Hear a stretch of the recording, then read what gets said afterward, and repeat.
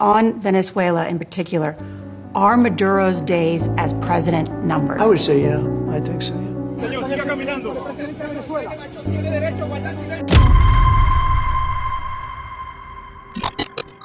Donald Trump just captured and arrested the Venezuela president, Nicolás Maduro. He was arrested today on the 3rd of January 2026. The operation began in the middle of the night with several explosions across the city. These airstrikes were meant to take out the Venezuela military communication system and defense center. Once the defense were down, US soldiers known as Delta Force landed on the ground and took Maduro and his wife, Flores, into custody.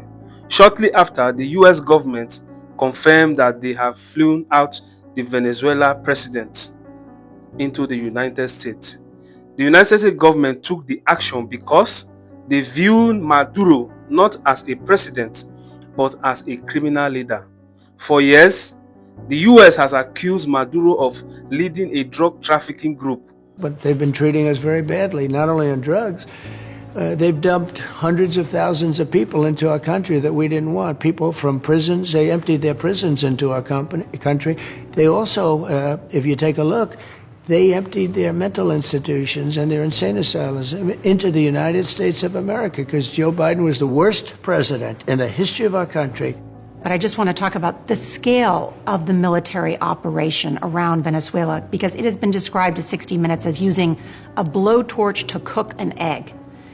Is this about stopping... Well, I don't think so. Look. Is it about, let me ask you though, is it about stopping narcotics, or is this about getting rid of President Maduro? No, this is about many things. This is a country that allowed their prisons to be emptied into our country. To me, that would be almost number one, because we have other countries. Look, Mexico has been very bad to us in terms of drugs, okay? Very bad. We have a closed border right now. You probably noticed that for 5 months in a row, they have zero, think of this, zero people coming into our country through our southern border. On Venezuela in particular, are Maduro's days as president numbered? I would say, yeah. I think so, yeah. So basically what they are saying is that Maduro, according to Donald Trump and according to the United States of America, that he was among one of the top cartel leaders who were sponsoring coke and who were sponsoring weapons into the United States of America, which has caused a lot of harm in their country and so many crimes and so many violence. So they are the ones sponsoring those nicotine-related terrorism in America, which the president of Donald Trump long time ago has been accusing the Venezuela president about it. Because according to the US Department of Justice, based on their investigation, they believe that Maduro and some top officials in Venezuela are into terrorism.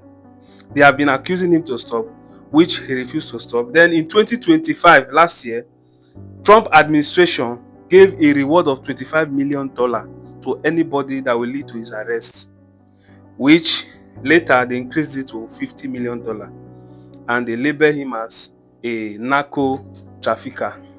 So he's a narco trafficker leader. So they see him as a form of a criminal than a leader. So just on the 3rd, he was arrested and paraded by the United States military defense.